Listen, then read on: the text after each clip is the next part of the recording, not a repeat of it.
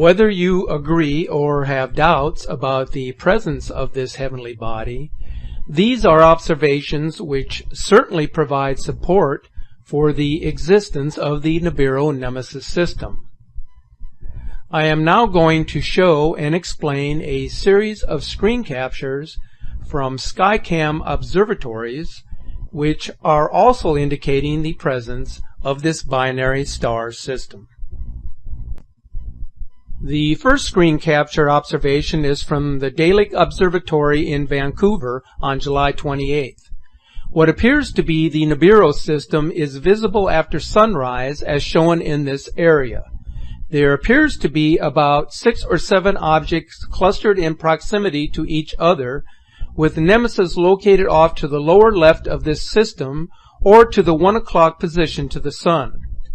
The Nibiru star system is believed to consist of 3 planets, Nibiru, Helion, and Arbota. The 2 larger planets in the system, Nibiru and Helion, are said to each have 2 moons, so this would be consistent with what is seen in this capture.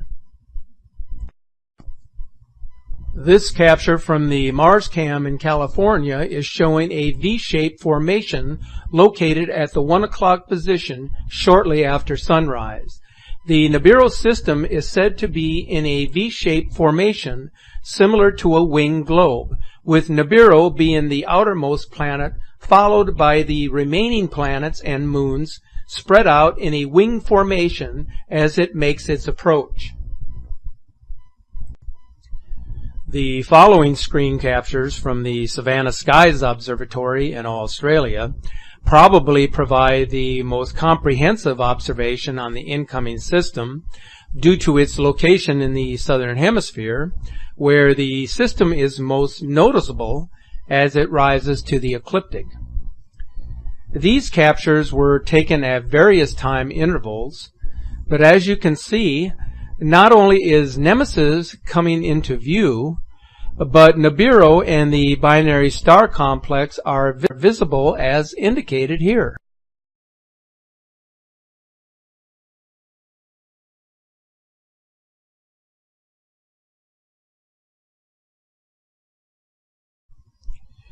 Nibiru is becoming more visible from these observations, as I will show you here in just a bit.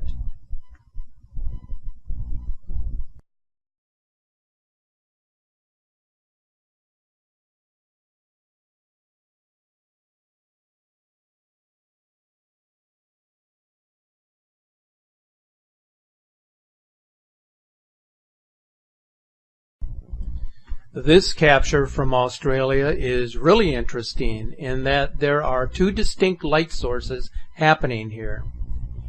The larger light source, which is our Sun, is seen rising from more of a northeast position, while the smaller light source is seen rising from the southwest, which is where the system is believed to be approaching from. This capture from Gorge Creek, Australia, is what I would have to say is indisputable proof that there is a binary star system approaching.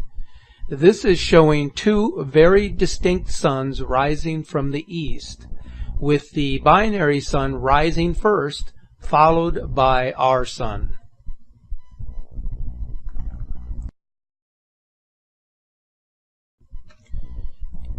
In this capture from Madison, Mississippi, there is the presence of a huge halo around the sun shortly after midday.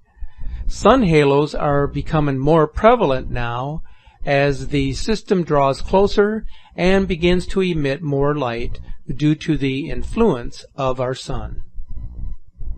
Rise on July 28th, with our sun located just below it.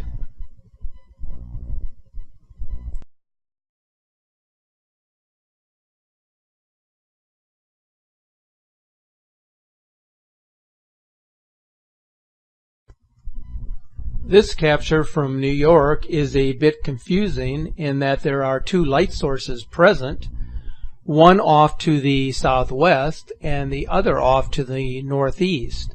However, the top time frame is showing 1800 hours, whereas the horizontal frame is showing early morning. However, both are showing two very distinct light sources.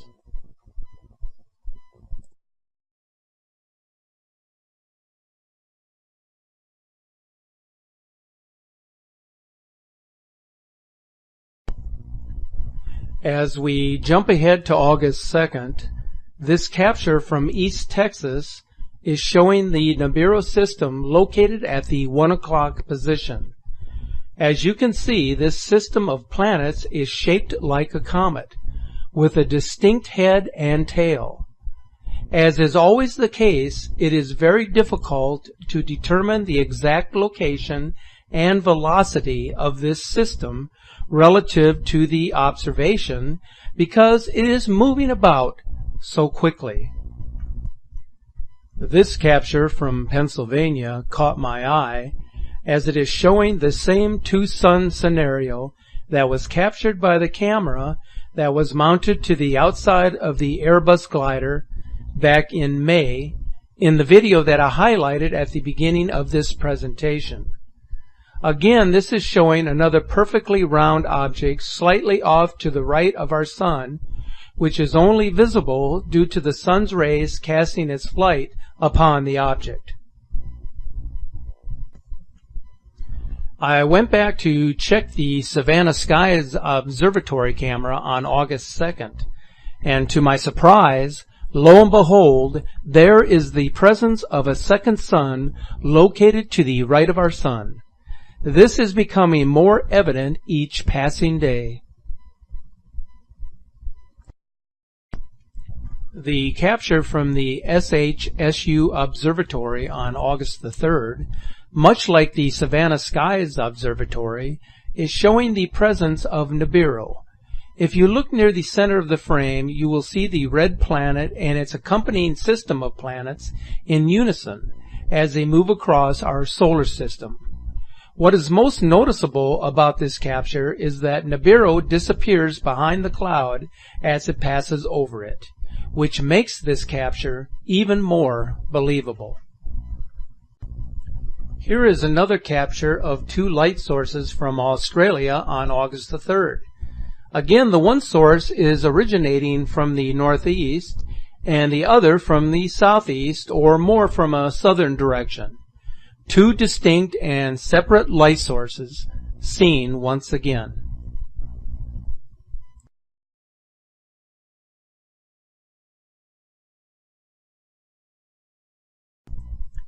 This capture was taken this evening from the Savannah Skies Observatory.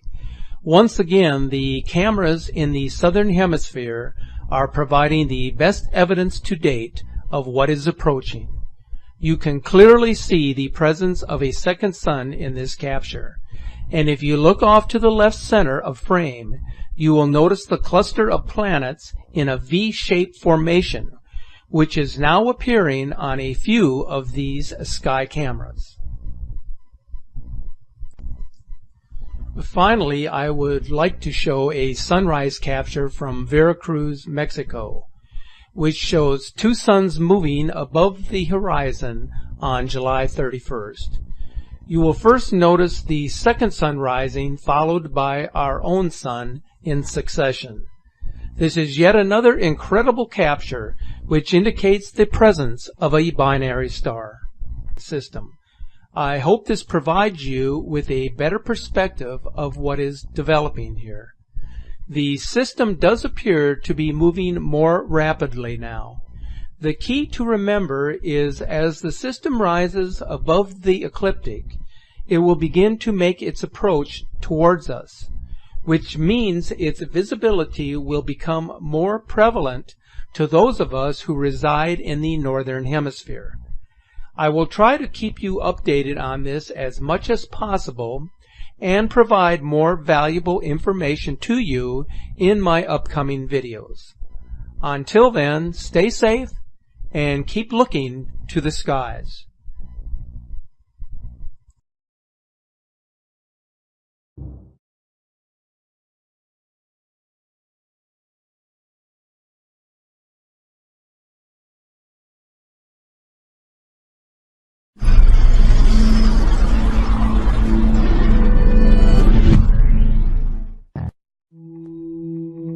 It is believed that the Sun forms a binary system with a sister star called Nemesis.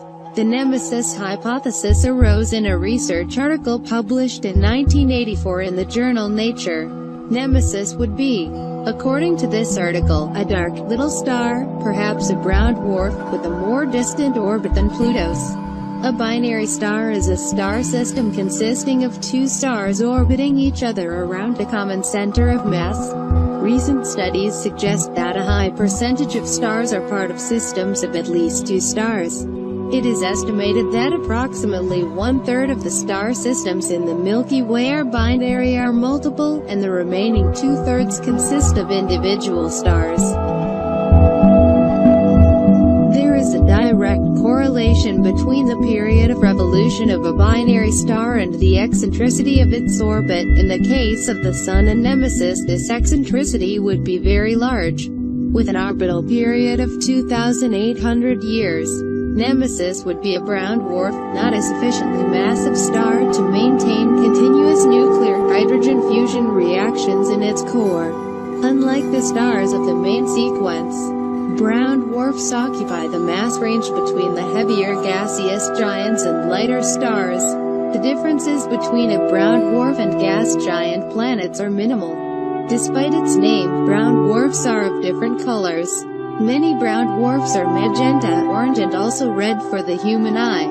Brown dwarfs are not very bright and the low energy emission from these stars blocks direct observation from great distances. Despite this, several hundred brown dwarfs have been identified, with surface temperatures ranging between 800 and 2000 degrees Celsius.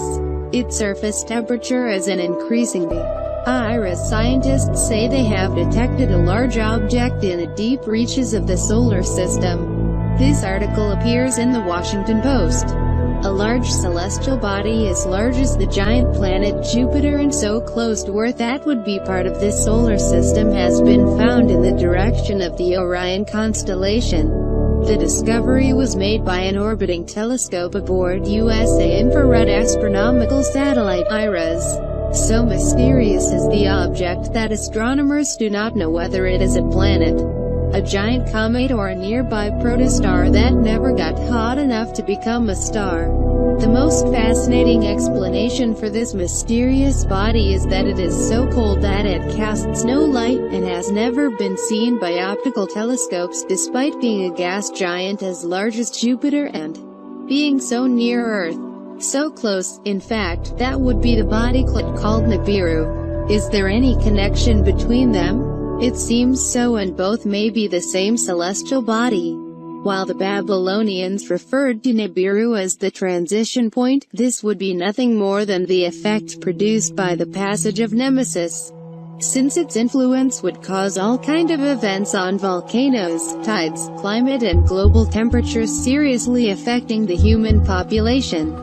Nibiru would have been mistranslated and actually mean change of era. Nothing would be the same after the pass of Nemesis. We have previously discussed the cyclical changes in the Earth each 2,800 years. The last change was in the year 0 of the Christian era, and now all dates refer to the birth of Jesus Christ. In the year 2800 BC came the Great Flood in Mesopotamia, and new Sumerian and Egyptian dynasties appear. It reoccurs an important change of era, and in 5600 BC the Black Sea flood takes place, and many scholars associate this event with the disappearance of Atlantis. In 8400 BC the Ice Age ends and occurs the beginning of the Neolithic. And so it seems that every 2,800 years supernatural or destructive events take place. Following this line of reasoning, in the year 2800 of our era will come the influence of Nemesis and everything will change. What will happen in this state? Surely after this nothing will be the same. Zecharia Sitchin was the first to notice that cyclical changes occur in the world and that some external agent influenced the development of human civilization. He linked these changes with Nibiru and the Anunnaki gods. With every change of era for some reason appear these supernatural beings. Anunnaki seems to mean those who came from heaven. Sitchin, however, assumed that the orbital period of Nemesis was 3,600 years, but I do not think this had scientific support and was more like a guess. I insist that the orbital period of Nemesis or Nibiru would be about 2,800 years and would be a brown dwarf sister of the Sun, which together form a binary system. We can assume that its mass would be similar to that of Jupiter, perhaps a little bigger. Very low temperature and luminosity, and would be returning in its highly elliptical orbit around the Sun in Sagittarius by rotating in opposite direction to that of the planets in the solar system. In 800 years would reach the Sun proximity, passing in front of it, leaving behind a tail like a comet, turning around and returning to the far reaches of the solar system. When doing this, the solar winds would give Nemesis the effect of having horns ahead. This would explain many of the legends and drawings that have survived to this phenomenon. Other theories talk about a different phenomenon that takes place after millions of years. This has no scientific support, for the elliptical orbit would be so large that the gravitational attraction between the two celestial bodies would be lost. This could be celestial bodies that pass near the Sun randomly, or maybe long-term effects of the pass of Nemesis. Also have no support the dissemination of impending cataclysms. The end of the world will not happen tomorrow or next year. I reiterate that the calculations indicate that the next change of era will occur in no less than 8 centuries. Anyway, if confirmed, this theory implies a serious warning for our civilization. Will this be the announced apocalypse? It seems so.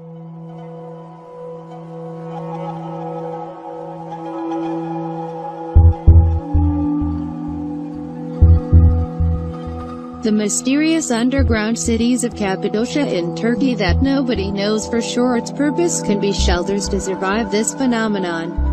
It is known that in these cities could live thousands of people for a certain time, had doors that closed from the inside to keep out unwanted visitors, and had vent pass through the firmament on that date. As every 2,800 years. Somehow these priests who have left the Persian city of Sial already knew that this important event and that great things were about to happen. It seems that the Star of Bethlehem is the same as Nemesis, and although in his last step near Earth nothing bad seems to have happened, there is no guarantee of what may happen or not in 8 more centuries. It also appears that since ancient times Nemesis has been associated with the origins of religion, and is heard that the Vatican has important information not yet publicly released. Does the Vatican know that the end of the world will happen on a more or less accurate date? It has been said that the revelations of the Virgin in various parts of the world indicate so. Vatican evasions and elliptical responses from previous popes on this subject did nothing but arouse suspicion. The Nazis also knew something about Nemesis, which they called Black Sun. The Black Sun is an ancient symbol of the Germanic peoples, representing the day of the end of the world and the battle of the gods against the giants. At the time of Hitler, it was said that the Third Reich was preparing for the arrival of a messiah to a new world order dominated by the Aryan race. This empire would lasted more than Rome itself, at least 1,000 years. Originally, the Black Sun was part of a series of Nazi occult beliefs, promoted by the leaders of the SS. Of these ideological currents finally emerged a mystical current, almost a religion. Within these beliefs, the Black Sun represented a hidden sun, the giver of wisdom, providing superior force to the Aryan race. Did the Nazis know that Nemesis existed and that its path close to the Earth had supernatural effects? It seems that yes. On the assumption that the orbital period of Nemesis is 2,800 years, and that its mass is 3 times larger than Jupiter, we can apply the laws of celestial mechanics to determine the sum of the major axis of the orbit of the binary system. This value is none other than the maximum distance between the Sun and Nemesis. Of the calculations results that this distance would be only 450 astronomical units. As this binary system orbits around the same centroid, we come to the alarming conclusion that the minimum distance is much lower, passing Nemesis at just 1.5 astronomical units from the Sun. This means that a celestial body 3 times larger than Jupiter will pass in a similar orbit than Mars. This would confirm that in ancient times existed a planet between Mars and Jupiter, called Tiamat, possibly destroyed in a collision with Nemesis. In this sector is currently situated the asteroid belt.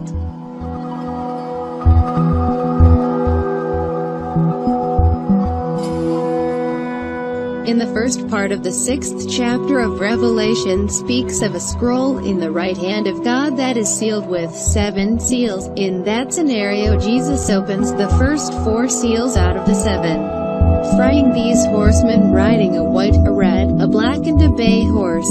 There are different interpretations of what each color means, though I will give my own. The white horse means that polar wave over the entire planet will freeze land and water. The red horse means that volcanoes will spit lava. The black horse means that befall a time of darkness and that sunlight will not be visible, and the bay horse means that there will always be a new dawn for humanity. This is why changes of era occur.